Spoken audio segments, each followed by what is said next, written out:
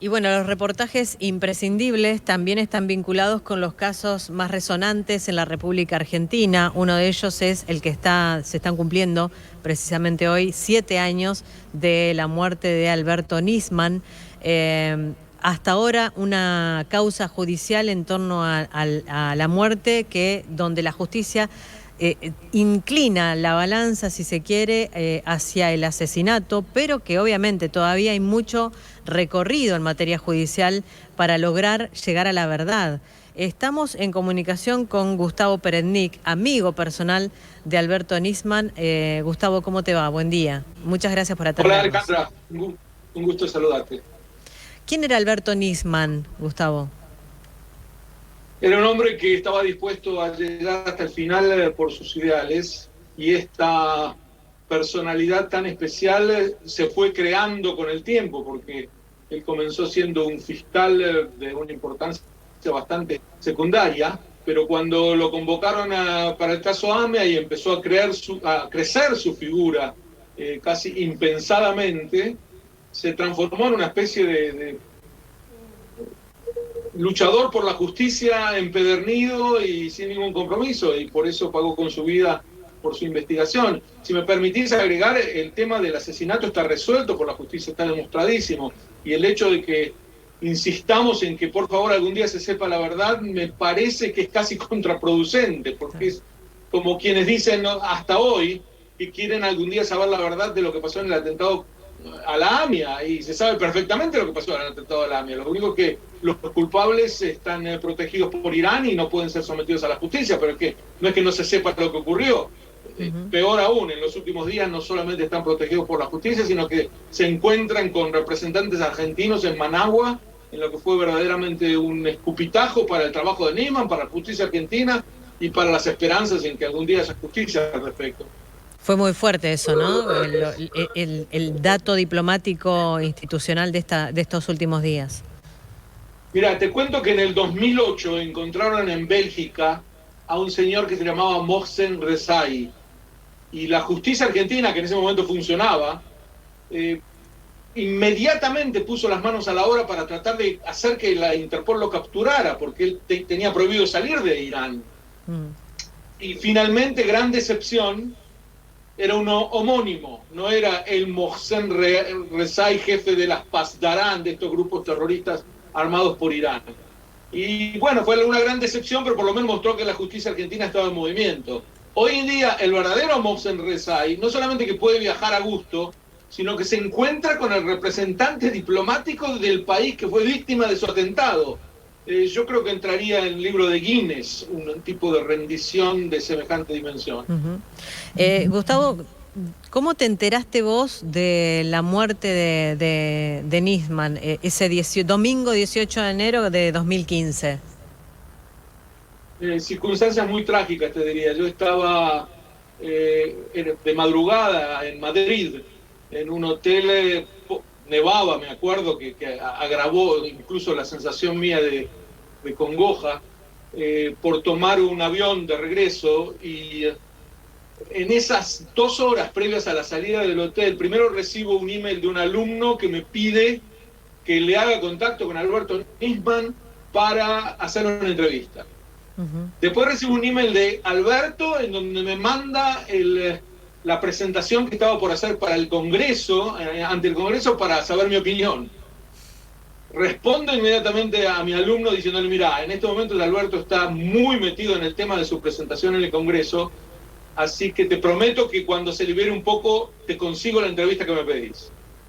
Y a Alberto leo el texto que él me mandó un resumen, y eso me permitió hacerlo bastante rápido. Le contesto muy elogioso, diciéndole: es un campeón, esto te pone a la vanguardia de la justicia, todo el mundo debería estar orgulloso de tu obra, etc. Y él en general me respondía de inmediato, y sobre todo si le estoy mandando un feedback que él me pedía y tan halagüeño, y no me contestaba. Yo estaba por irme al aeropuerto y recibo un email en ese momento de mi alumno, el que me acababa de pedir la entrevista, diciéndome: Gustavo, acaban de encontrar el cadáver de Alberto en su casa, estoy consternado, no puedo escribir más. Bueno, me dejó a mí del mismo modo, obviamente, eso explicaba la demora de Alberto en responderme, pero fueron circunstancias muy trágicas, y a partir de entonces fue un trajín de entrevistas. Yo llegué al aeropuerto y ya en el aeropuerto me empezaban a llamar por teléfono para entrevistarme. Realmente no estaba acostumbrado a semejante popularidad. No se detuvo en todo el 2015, en donde casi diariamente alguien me llamaba para consultarme sobre lo que había ocurrido. Eso fue como yo lo recibí, que es lo que me preguntaste. Y además este contacto previo, ¿no?, tan cercano al momento de la muerte que habías tenido con él a través de estos correos, ¿no? Sí, eso fue realmente muy choqueante. De todos modos, digamos, el legado de Nisman se impuso de inmediato, es decir, la pena por el asesinato y la congoja general, primeramente se dio su lugar a ver la dimensión de lo que él había logrado. Pero además, como comenzó la ola de agresión contra él, una especie de intento de asesinarlo por segunda vez, desacreditarlo en los medios, lanzar el mito del suicidio así gratuitamente. Empezó la presidenta diciendo que se quitó la vida, después a los pocos días dijo que no, que ella estaba convencida de que lo habían asesinado. Sí. A nadie le preguntaba nada, ella es la presidenta, no la jueza de la Suprema Corte de Justicia, ni tampoco una investigadora de los servicios de inteligencia argentinos para opinar sobre estas cosas, pero en fin, así fue. Y entonces empezaron a arrojarse todo tipo de versiones sobre lo que había ocurrido, totalmente, algunas de ellas demenciales, y que yo me daba cuenta, el mapa general indicaba que el objetivo de lanzar tantas versiones era precisamente confundir a todos y además quitarnos las ganas de averiguar, porque si vos tenés un masacote de 20 versiones sobre lo que ocurrió, la sensación que inmediatamente padeces es que nunca se va a saber la verdad y que no vale la pena investigar.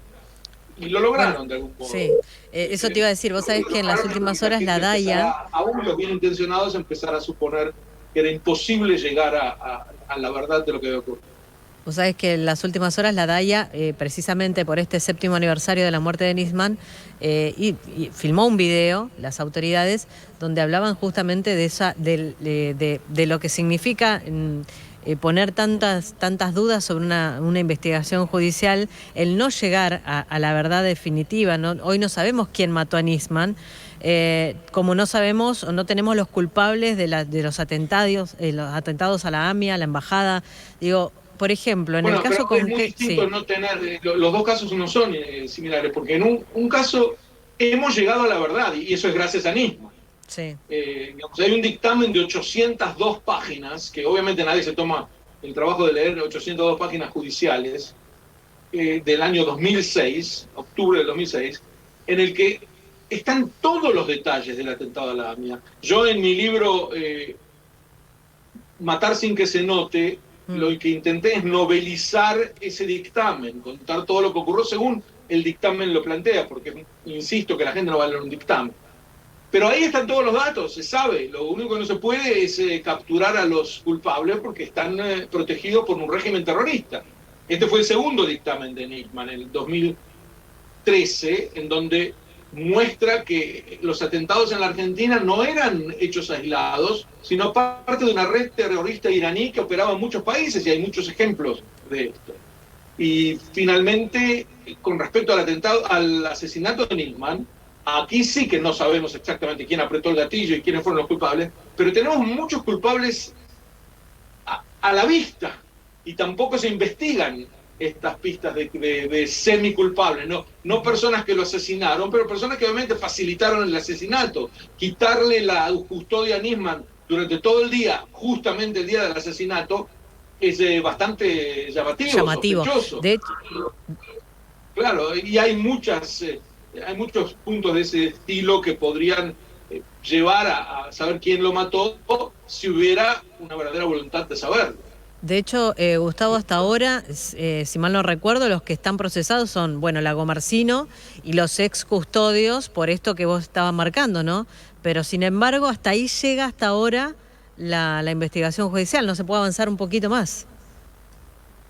Pero además porque hay un tsunami de intentos de que no avance, no solamente de que no avance, de que sea revertida. En fin, hay una campaña por lograr la impunidad, no solamente en el caso de Nisman, pero diría que especialmente en el caso de Nisman. No sé si recordás que en el diálogo que mantuvo Cristina con Parrilli y que salió a la luz y que se puede escuchar hasta hoy en internet, ella le pregunta a él, ¿cuál crees de las causas que me están haciendo la más grave de todas? Y él contesta ahí, obviamente la de Nisman. Y ella dice, sí, en eso coincidimos. Eso lo puede escuchar cualquier persona de la audiencia y pueden investigar todo lo que yo vengo diciendo, está todo al alcance de la mano de quien quiera. Está toda la documentación, no son inventos. Por eso, de algún modo, rechazo cuando se plantean hipótesis. Hay una hipótesis del asesinato y una hipótesis del suicidio. No hay tal cosa. El suicidio es un mito. El asesinato está demostrado. Lo que no está demostrado es quiénes lo mataron. Eso es cierto. Y hay pocas posibilidades de que se avance cuando parte de los responsables están en el gobierno nacional. ¿Y cómo queda en el escenario, en el concierto internacional, esta situación, digamos, vos que tenés otra mirada también, otra perspectiva, de una causa tan resonante sin un condenado o sin una persona que se pueda decir que acusarla precisamente de este casi magnicidio, podríamos decir, ¿no? ¿Cómo queda Argentina en este concierto internacional? Mirá, casi estás dando la respuesta en tu excelente pregunta. Argentina ha retrocedido años luz. Justamente cuando Nisman estaba a cargo de la UFI, de la Unidad Fiscal de Investigación, yo lo visité ahí muchas veces y conocí a un equipo de profesionales de primera categoría, todos trabajando cada uno en su especialidad para dilucidar el atentado, y lo lograron. En ese momento la Argentina estaba a la vanguardia de la lucha jurídica contra el terrorismo, a la vanguardia en el mundo. Había recuperado los pedidos de consulta, gente ponía a la Argentina como ejemplo de esta lucha jurídica contra el terrorismo. Hoy estamos muy lejos de esos días y lamentablemente si hay un ejemplo, si Argentina en ese sentido es ejemplo de algo, es de impunidad. Gustavo, te agradecemos mucho esta comunicación con Aire de Santa Fe, una comunicación, te has tomado unos minutos para charlar con nosotros y nos parece muy importante. Hoy a las 20, hora argentina, va a ser esta conmemoración, porque va a haber un acto allí en la Torre del Parc donde ocurrió esta muerte, así que seguramente vamos a estar con toda la cobertura y te agradecemos mucho. Gracias a ustedes, siempre un gusto. Un abrazo.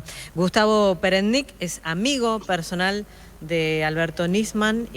Bueno, contó justamente esas horas previas a la aparición del cuerpo, ¿no? Donde él todavía había mantenido esta conversación vía mail, donde precisamente Nisman le había mandado un boceto, en realidad un resumen de lo que iba a ser su presentación en el Congreso el día lunes 19. A horas de la presentación en el Congreso, con ese expediente donde se acusaba directamente a Cristina Kirchner de encubrir el atentado a la AMIA, ¿no? Un caso súper escabroso. No te puedo explicar la cantidad de mensajes a favor y en contra, porque todavía hoy divide al país esta causa judicial. Yo creo que hasta que no haya alguien condenado, totalmente. Tampoco, ayer lo hablábamos incluso fuera del aire, uno que está acá de este lado, porque tampoco es cuestión de estar pensando por la ideología, ¿no? Porque me parece que caímos mucho en eso, de que bueno, si sos de un color político pensás que lo mataron, si sos de otro color político pensás que se mató. Yo creo que el ciudadano común no va a tener una respuesta hasta que no haya un condenado. Acá su amigo, por supuesto con sus motivos y conociéndolo a él y toda la cuestión, tiene su postura de que a él lo mataron. Hay investigaciones que dicen que lo mataron, pero también hay investigaciones que hablan de otras cuestiones, que hablan de un suicidio. No sé, yo creo que lo mejor que podemos hacer es no caer en esto, ¿viste? De querer tener razón todo el tiempo. No sé si lo hablamos es como ayer. Pasó con Maldonado, ¿viste? De pronto todos sabíamos lo que había pasado con el cuerpo y dejá que la justicia determine. Es que es verdad que la justicia... Lo que pasa es que vos después ves que la justicia no avanza. Sí, pero ojo, porque la justicia, y en esto ya no despojémonos de la ideología. De ideologías y todo.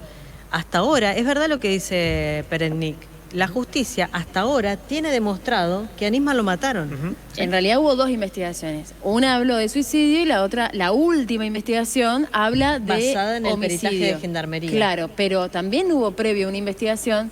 A lo que yo voy, todavía no se juzgó a nadie. No. O sea, todavía no hay un condenado. Procesados, hay procesados. Lagomarsino por Lagomarsino, haberle dado el arma y los ex custodios que se fueron del lugar en el momento donde él se mata, supuestamente, o se mata o lo matan.